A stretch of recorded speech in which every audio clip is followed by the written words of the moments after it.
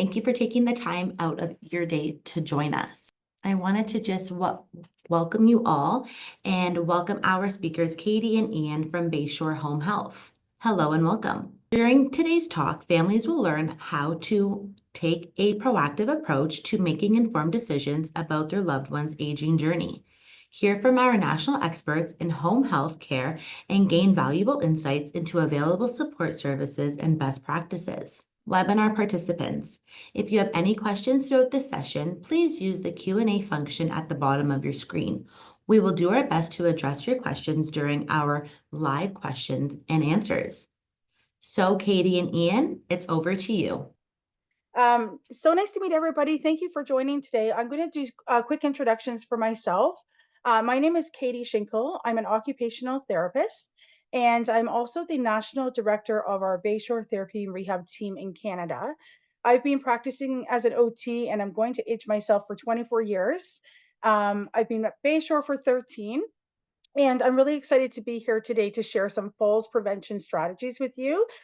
Things you can look out for in the home environment, things that we can do to try to prevent falls, and then what to do if someone does have a fall.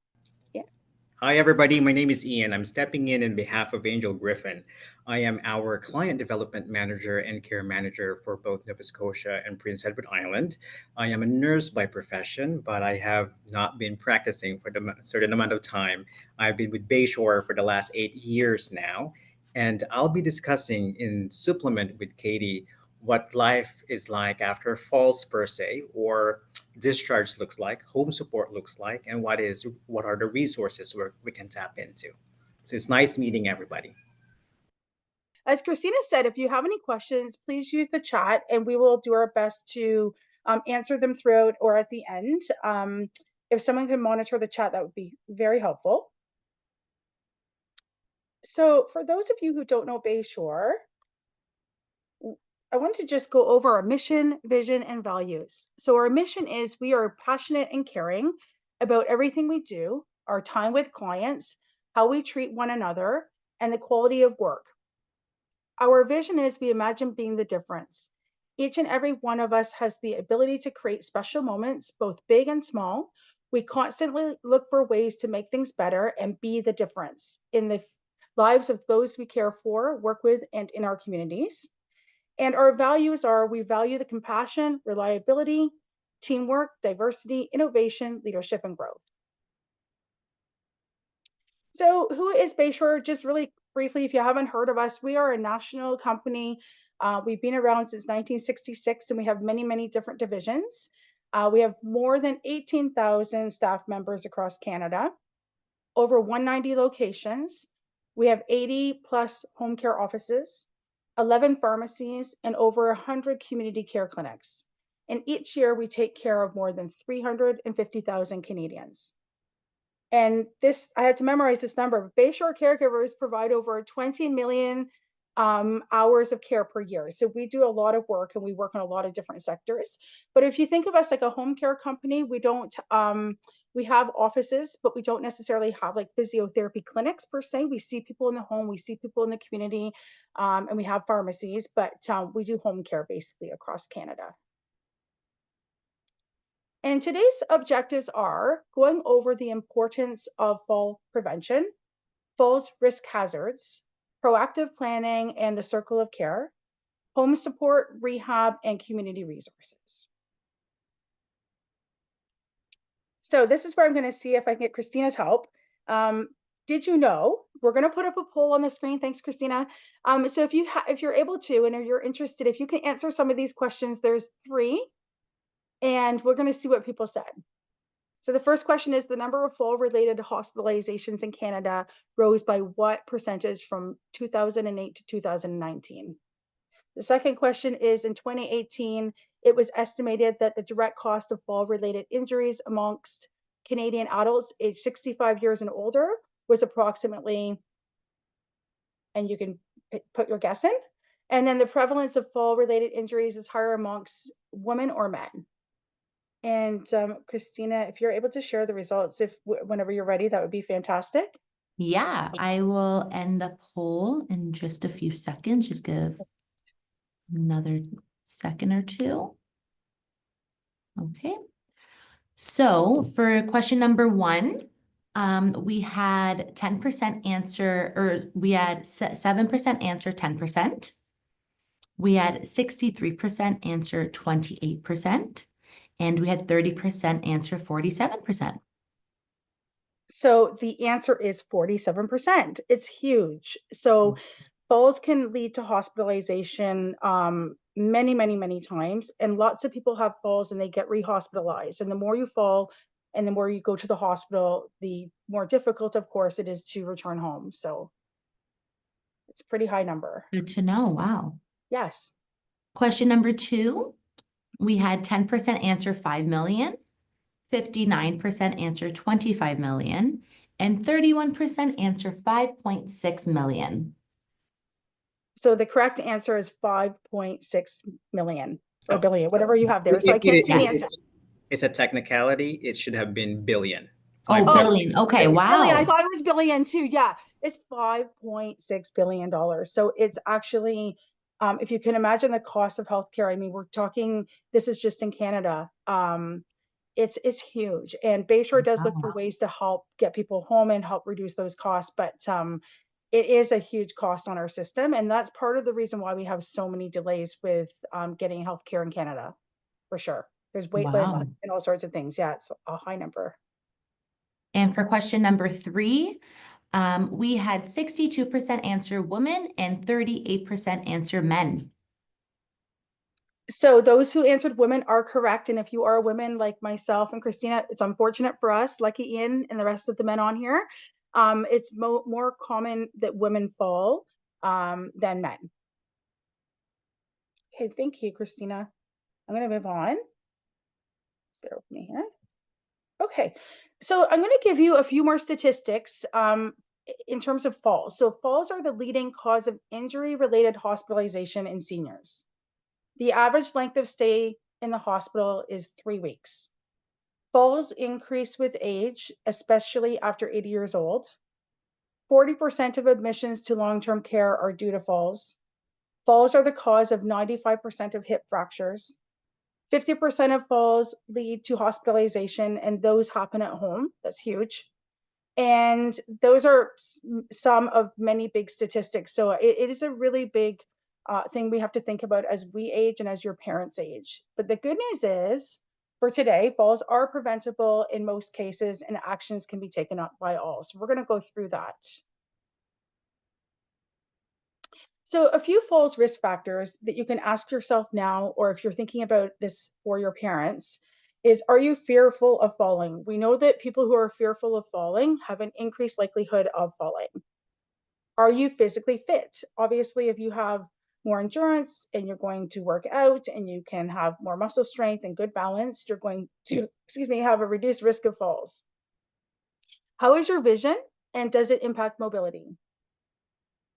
Obviously, low vision is going to impact your mobility, maybe in the hallways at home, on stairs. You're at a greater risk of falls.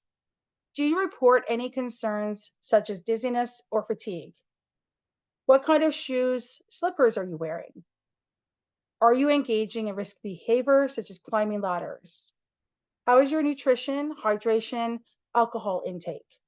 And do you live alone? What is your support network? These may seem pretty obvious, but if we all take steps now to look at ourselves and our parents and our families, we can answer these questions and then action them as well. But let's not forget the environment. As an occupational therapist, if you don't know what an OT or an occupational therapist is, I'll just quickly recap. We look at anything that occupies your time. So self-care activities, leisure activities, and work activities. And we look at trying to maximize independence and safety with respect to all those different areas of your life. It could be meal preparation. It could be, going to have a shower in the morning. It could be volunteer work, it could be driving, community access, getting groceries, cooking, cleaning, you name it. And so the environment plays a huge role for OTs and for people, because you can look at, how physically fit are you, and what shoes are you wearing, but what does your environment look like? And we can make some quick fixes today. So if you have any parents who are aging, or a family member, or you yourself are aging, these are some quick fixes you can look at even today and start actioning. And I'm going to go through some of the most common environmental hazards that can lead to falls at a home. So number one, are the floors free of clutter? And is there adequate space to move? So these are pretty messy pictures. Some days I say my kitchen looks like that. Hopefully not. Don't look in my basement. But there is some truth to this, that you can, even like at any age, trip over things. Um, I'm sure there are people on the call who have tripped over things even at age 30. So it's really important to keep your space clean and clear. Remove any kind of tripping hazard, because again, if you have an elderly family member with limited eyesight, they may not see the tripping hazard. They may not be able to right themselves if they do trip. And how is the lighting in the home? Are the hallways and rooms well lit? Are there night lights? Those are quick fixes you can think about. Getting night lights, excuse me, making sure that the light bulbs are changed, and that the person can actually see as they walk around, whether it's at night or during the day. Are there area rugs? We all like rugs, but do they lay flat? Do they stay in place? Should they be removed, or can they be secured? I think many times in a bathroom now you can get those bath mats that are non-stick, or they stick to the ground a little bit. I have two, I can't show you. And if you can see in the pictures, like they can be a huge tripping hazard. My front mat out front of my home, whenever there's a windstorm, it always is scrumpled up like both of these look, and so I always have to fix it. Or if you have pets, my cats like to play with my carpet, so they can definitely be a tripping hazard for anybody, but older adults especially. Are there stairs? And if so, do they have railings? And are they free from clutter? So you can see by the pictures, there's no railings on the left side. The second one, again, is maybe we can all relate to this when you're doing laundry, but you pile stuff on the stairs to go up. And the last ones are just really unsafe stairs. Again, no railings, nothing to hold on to. It's probably not even to code. They look a little dangerous. You might fall through. So make sure everything's free from clutter, and throw some railings up if you can.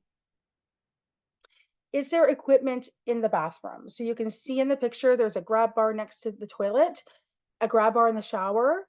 There's a long handled shower head that comes off the wall for somebody. There's a shower chair. There's actually multiple grab bars in the shower, and a raised toilet seat, if you can see that, with arms. So those are quick fixes that you can get at most of your home care departments where they sell these types of equipment here in Canada, like Shoppers Home Health or Motion Specialties, or a local company. You can sometimes get these access through government supports, but you can also purchase them or rent them by yourself as well. We're just going to briefly look at common scenarios for falls here. On the left side of your screen, you'll see a picture with what's wrong. And on the right side, you'll see a picture with what have we done to improve it. So again, these may seem very obvious to you, but it definitely has a huge impact if you can make some small changes for your family or for yourself. So on the left side, you can see that the person's left their walker that they obviously need to walk with close to the wall. So how are they going to get it from coming out of bed? There's not really great lighting. It's hard to tell from the picture, but you'll see on the right side there, they've added a night light. And the blankets are on the ground and the sheets, so that creates a tripping hazard. So if you look on the right, how do we fix it? We put a nightlight in, we move the walker closer to the bed so the person doesn't have to hope that they can make it to the wall to get it. And we remove the tripping hazard by making the bed properly. We look at stairways, again on the left, what's wrong?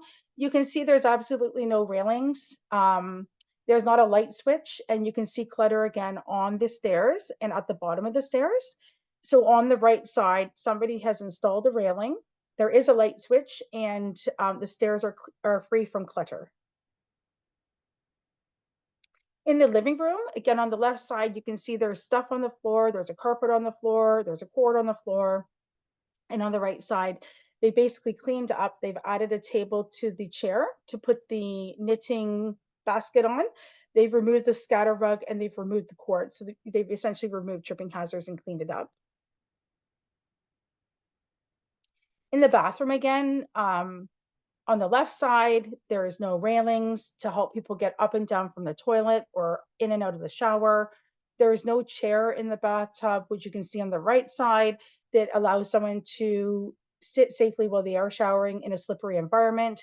And there's a scatter rug on the left that they've removed on the right as well. So again, these are really quick fixes that you can do with your local stores. Purchase the items. We'll get into it a little bit further in the presentation about having an occupational therapist can come into your house, do a home safety, home accessibility assessment before the fall or after the fall to get these things in place on your behalf.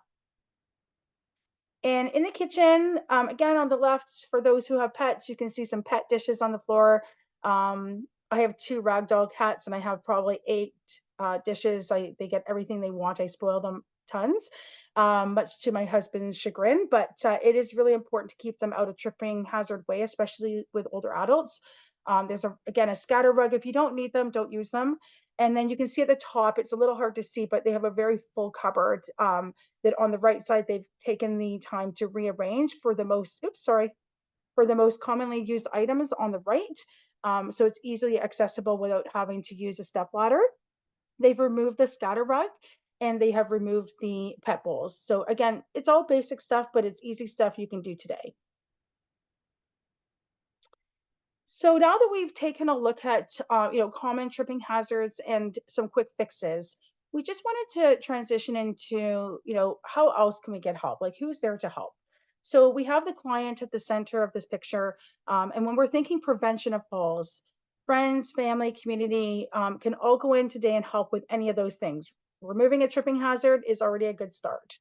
The GP or the family physician here at the bottom left, it's really good to have your family members or yourself get an annual checkup or more frequent checkups, making sure medication's okay. Government support, whether you are in Canada or the States, it will vary depending on state, country, province, but in many cases, there is government support that can come in and provide whether it's home care or even equipment in many cases. So take a look at what you have where you are and what you can access. There are also secondhand supply companies that sell secondhand equipment. For example, the Red Cross in Canada, you might be able to get a used walker for a really good price. But again, I would encourage looking at this support here by an occupational therapist or physio or home care, just so that you get that equipment set up properly. There are some things that we can help with, like the height of a walker, the type of wheelchair, installing a ramp, things like that to help you. And finally, the employer, take a look at your benefits. So I know Kids & Co has a fantastic elder care program with many employers. You take a look at what benefits you may have through yours or your spouse's benefits, because it's great to utilize those if you can for your parents or yourself to put some of these things in place from a prevention perspective. So it does really take a village, and none of us are alone, but let's utilize the resources that we have. So now I'm going to pass it over to Ian to talk a little bit more about what happens if somebody does fall, because we looked at the statistics and we know people are falling. Ian? Thank you, Katie. Hello, everybody. My part of this discussion, I'll piggyback to what have Katie has discussed, but more so, this is focused with what supports look like after fall or in general perspective. Should you, number one, if you're advocating for yourself as spouse or an immediate loved one or a family member that might be in a different province, in a different country, so the first thing that we always ask ourselves, how do we be proactive? Where do we start? Where do we go from here? I do have my family. Some of them are in Massachusetts, so I navigate healthcare there for them. And oftentimes, a lot of my clients are coming from different provinces and different countries, and they're trying to advocate for their mom and dad who lives in a different province. The first thing they always ask is how can we prevent or how can we tap into certain resources that we can know ahead of time so that we can make better decision. So for Bayshore and as a healthcare worker, we always advocate that an ounce of prevention is better than a pound of cure. So with this slideshow that Katie is showing you, like the circle of care, it's what we always advocate. We need to know what are the resources we have from in a community perspective. In Canada, we do have It depends on which province you're in. Each one of us or each one of our parents have coverage provincially. So now is the time to advocate for those and try to know. In Prince Edward Island, we do have a coach program that focuses on ensuring to maintain loved ones to stay at home and providing resources to continue to stay at home. Majority of our time is people tend to tap into it and do a reactive response where something already happened. But what we advocate for is try to tap in now when everything is fine.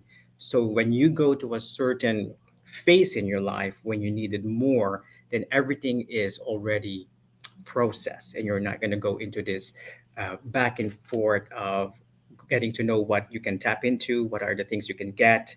Another thing, when Katie was explaining earlier, employers like Kids and Co, they do have benefits that allows you to either tap into knowing provide home support for a loved one.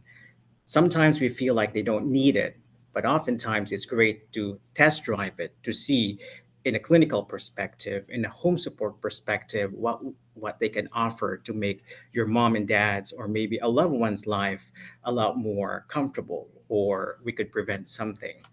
One of the things we always try to help out is navigating our healthcare system and also benefits. Each one of us, aside from our employer, we do have health benefits that covers nurses, OTs, and sometimes we just tap into it when we needed it. But for us, in order to make a long-term and a better decision, we encourage loved ones to reach out to their own benefits, such as Manulife, Blue Cross, Green Shield, to see as early as now what our benefits look like should you a have a loved one who's going to be discharged from the hospital, need to tap into it. Then now, as early as now, you can make a long-term decision to commit to either buying an equipment, tapping into getting a certain service such as an OT, a PT, or a nurse. So that's why it always takes a village, because you're trying to navigate all of it when it comes to advocating for a certain loved one. We can move into the next slide, Katie. So this part is when we talk about community services. You know, there are a lot of services available. It's just a matter of tapping into it. For us with Bayshore, we are a private sector, but in order for us to aim for a long-term and a sustainable um, care plan to provide to the family, we always help them navigate, aside from us, what are the other resources that they could get into. Oftentimes, we go direct them first to provincial ones, so what they can use to the province, and we do then supplement it. I'll give you one classic example. Right now, my biggest project is a small island here in Canada called Prince Edward Island. It is a summer destination. So, a lot of our clientele usually try to visit summertime. So, we have a client from San Francisco. His sister, an elderly client, lives in the island. So, when he first came, he noticed a lot of things that could be preventable. So, we did navigated him. We have found out that his sister is a retired teacher, does have an insurance to cover OT and PT, and also they do have coverage through the province that could help her continue to live at home safely. So we did navigate the client, all well and good. No high risk for his sister for the next 3 months. Not until 2 weeks ago, we got a call from him indicating that his sister has been hospitalized at Queen Elizabeth Hospital and now is needed to be discharged. Because we were able to navigate information way back, the discharge nurse and I were able to create a proper discharge plan in order to do what we call a contingency of care, wherein whatever is done in the hospital, we can be able to transition the client at home safely and long term wise. So prior to discharge, we were able to tap into an OT to go into the place and to assess the house and to see is the house ideal for the client to be discharged, and they have found out it's not. So they did install railings, bed showers. The OT has recommended to have a bench, a shower bench prior to discharge, a walker, and then and we're still working on the case. It's still not done. However, we're aiming for a discharge at the end of this week, knowing that we were able to tap into all the resources we can. The client will be able to be discharged and limit the possibility of falling again, and limit the possibility of rehospitalization, knowing that we were fully able to set up a proper discharge. So that's what initially in the other slide, it takes a village. It also best to know all your resources so we can aim for a long term and a sustainable support for a loved one. So we usually partner from, if your client has shown some signs of dementia, our company, we're partnered with Alzheimer's Society. We educate all our caregivers and loved ones on how to navigate certain clients with certain needs.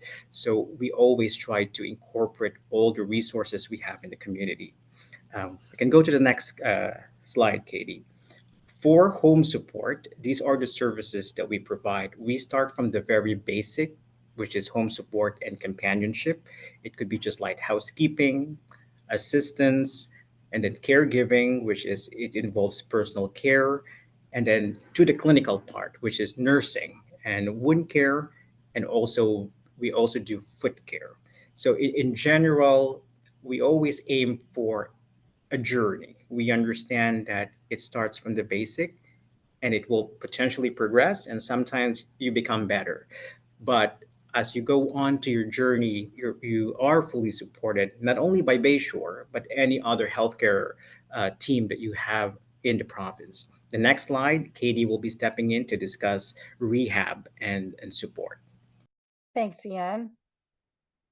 Bear with me here. Okay, fantastic. So as mentioned, Bayshore has all of these services on the left: OT, physiotherapy, rehab assistants, kinesiologists, dietitians, and speech language pathology and mental health support. But no matter where you live, if you're in the USA or any province in Canada, you will have access to these services from many different companies. So we just wanted to, I wanted to summarize the different things very quickly. So a lot of people don't know what an occupational therapist does. And this is where I'm very biased because I am one, but I really strongly encourage you to consider a home safety or a home accessibility assessment for your parents if you think they need it at some point. The OT will go into the home, take a look at the environment like we talked about, take a look at your family member, and come up with a care plan and a rehab plan potentially. They can refer on to other therapies, they can recommend equipment, and the whole goal is to maximize independence and safety with daily activities. We have therapists who have expertise in wheelchairs and seating, mobility devices, other devices, but also mental health as well, which is at the bottom.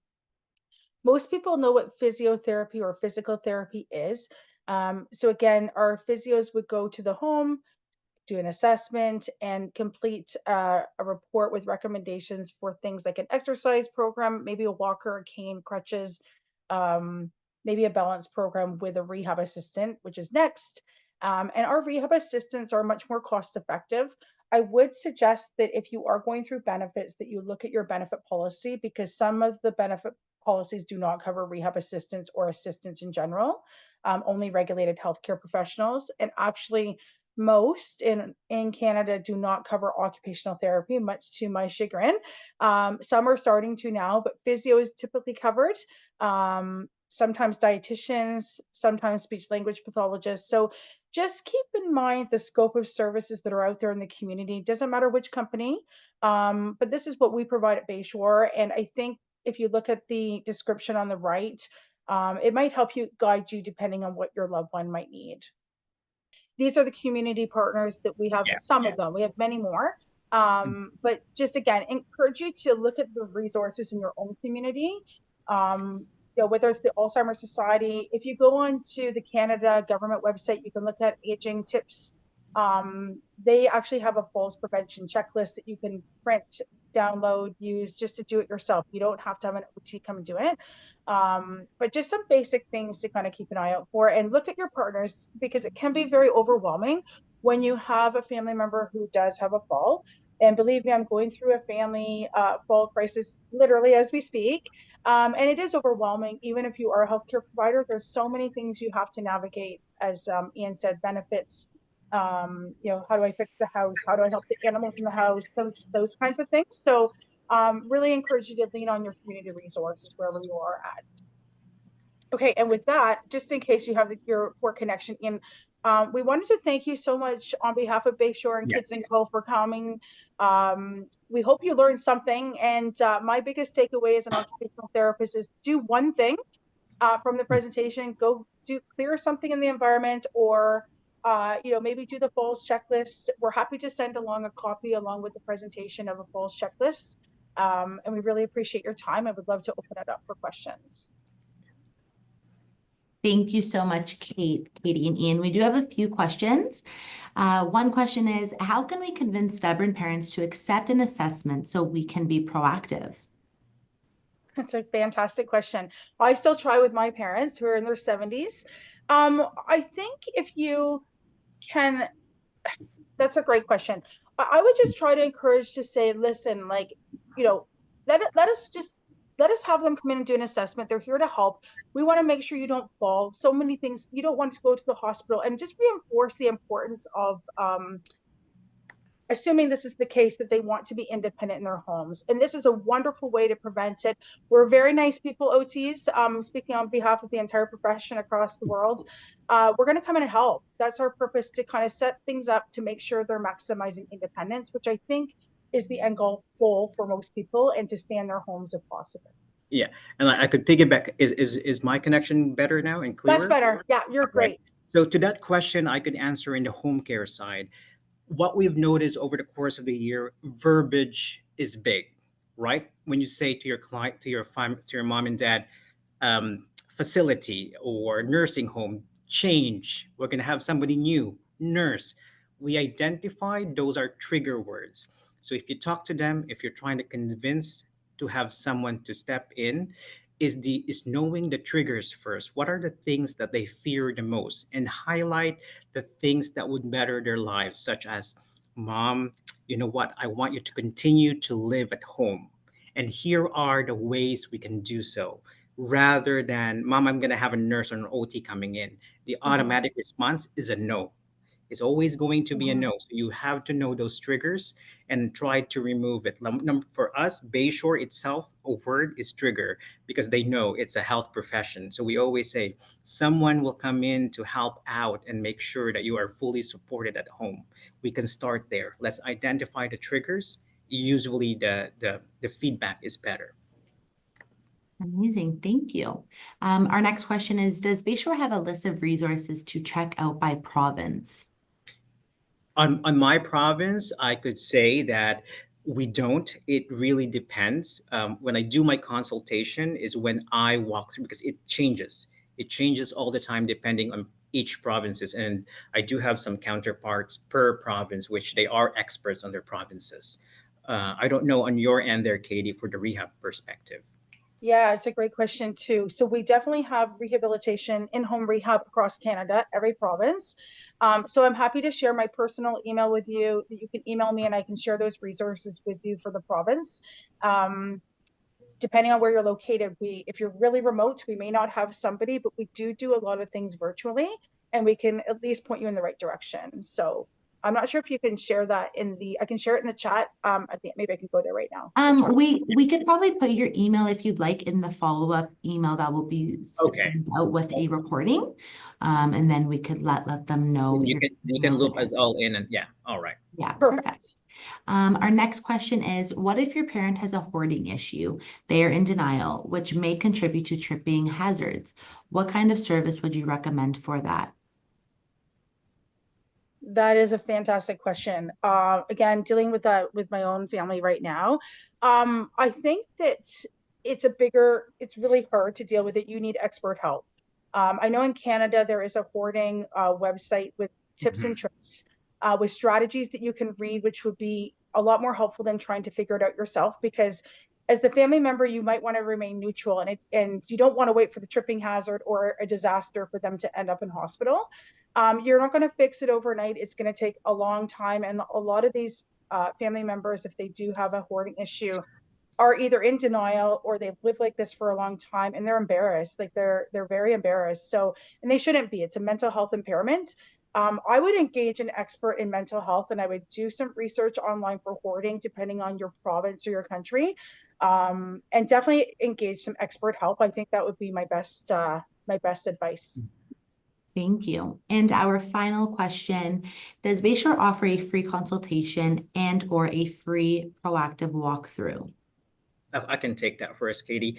In the home care perspective, so as a care manager and a client development manager, all my consultations are for free and complimentary.